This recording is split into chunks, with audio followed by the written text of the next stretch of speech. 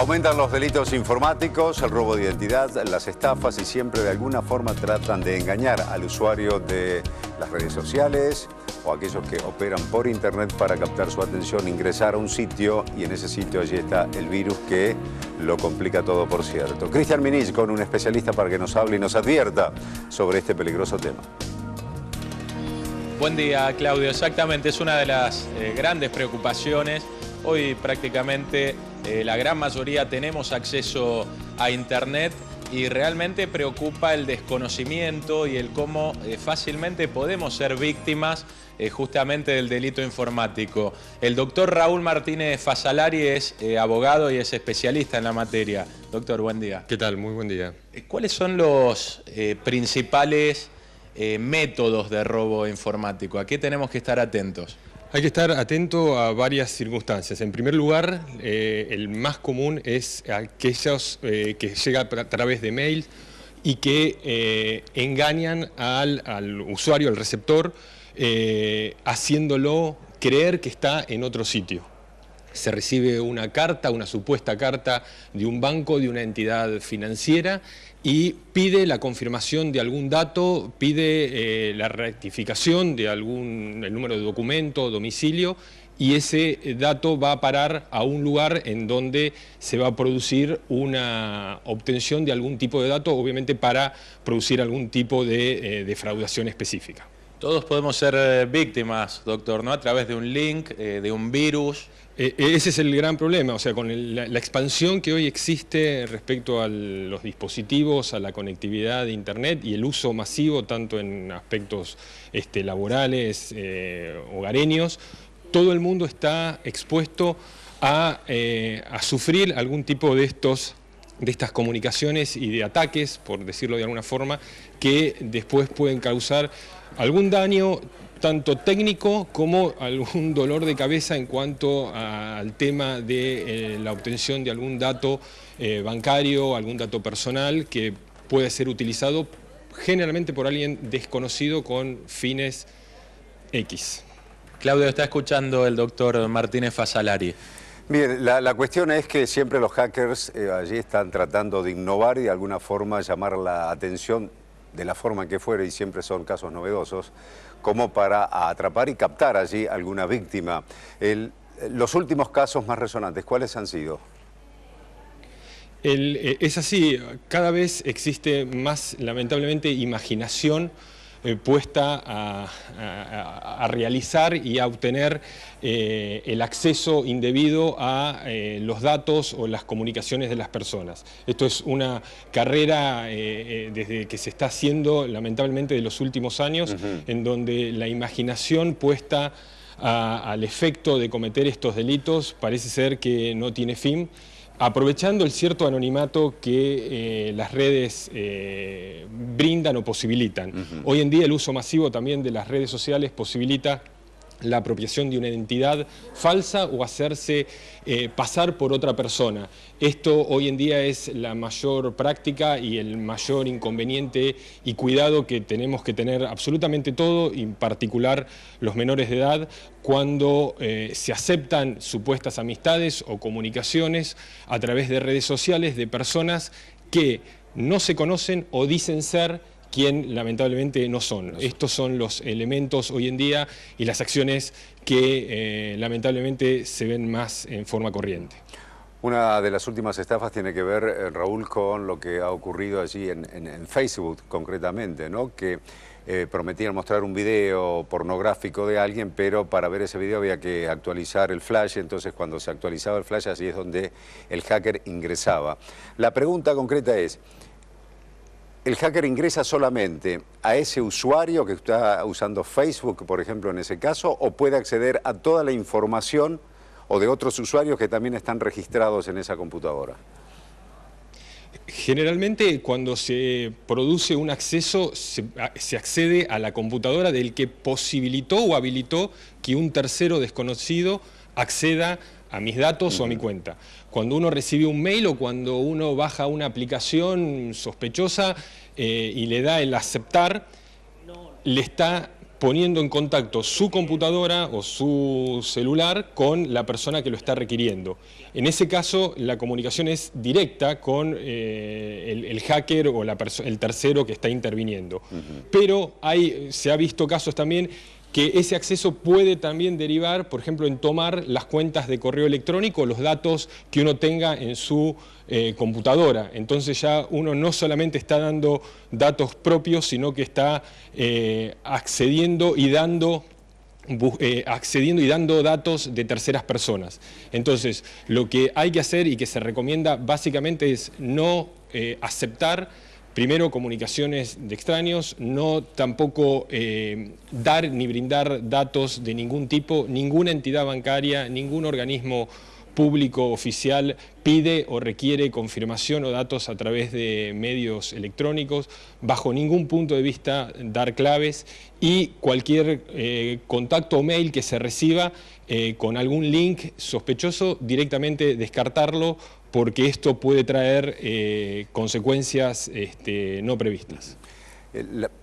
Otra pregunta tiene que ver con esto. El hacker ingresa o a través del mail a mis datos, a mi información. Si yo, por ejemplo, de esa computadora donde yo le habilito el acceso, tengo guardado en esa computadora en notas, por ejemplo, claves bancarias y todo eso, ¿él accede a esa información o no?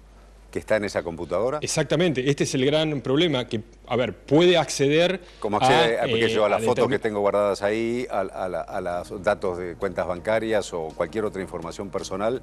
El hacker accede a toda esa información. Podría acceder si el programa que está utilizando permite un acceso mayor. A veces hasta incluso simplemente pueden causar un daño, es decir, o borrar la memoria, o realizar algún tipo de acción simplemente neutra. Bien. Pero hay que advertir que pueden acceder a los documentos, a las notas, a todo.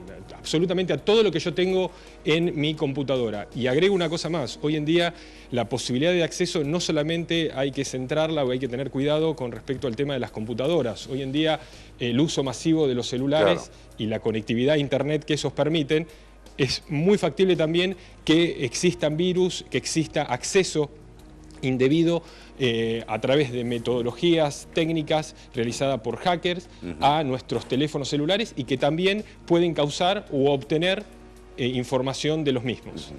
Raúl, ¿y el acceso a una Wi-Fi pública, por ejemplo, sin clave, eso es riesgoso?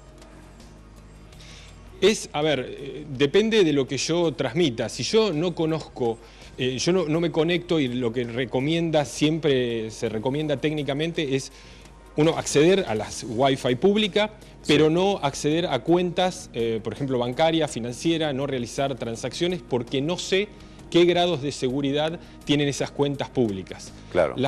Los accesos a entidades bancarias o donde yo tengo que poner una clave, realizar alguna transferencia, siempre conviene hacerlo desde una conexión segura y conocida. Yo no puedo saber, cuando estoy conectado en un bar, en un cibercafé, quién puede estar accediendo a esos datos que se están transmitiendo, porque desconozco los niveles de seguridad que tiene el Wi-Fi que a mí me da conectividad. Y como siempre decimos, es preferible a veces prevenir que después lamentar, porque es muy difícil luego conseguir y obtener los datos de las personas, y mucho más cuando a veces acceden desde otros países. Raúl, ¿y la Wi-Fi, si tiene contraseña, eso le da seguridad, digamos? Todas las Wi-Fi tienen contraseña, pero como yo la pido para conectarme en un café o en un restaurante, cualquiera la puede pedir. El tema es, por eso, solamente la conectividad desde un lugar que yo conozca, en donde voy a hacer una transacción o dar datos personales. Si no es así, lo que se recomienda es no ingresar datos personales en una red en la cual yo no conozco los niveles y los sistemas de seguridad de la misma.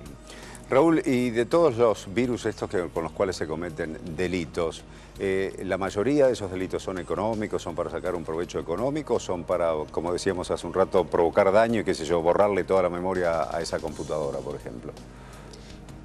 A ver, el tema de los virus tiene como una doble modalidad. Uno es el tema netamente económico, es decir, hay una finalidad de búsqueda de información, de un dato, para obtener una ganancia netamente económica. Pensemos que cuando se manda un mail engañoso, no es que se manda a 1 o 10 personas, se manda a miles y miles de personas en todo el mundo. Claro. Cuanto más aumento la cantidad de destinatarios con un fin delictivo como este, puedo captar a personas que den su dato o confirmen alguna clave. Y ahí se produce la ganancia o la obtención de algún dato para un fin económico. Pero existe también otra modalidad de virus que se hacen simplemente a los efectos de demostrar hasta qué punto el creador de ese virus o de ese programa el daño que puede provocar, ¿no? Llega, exactamente. Claro.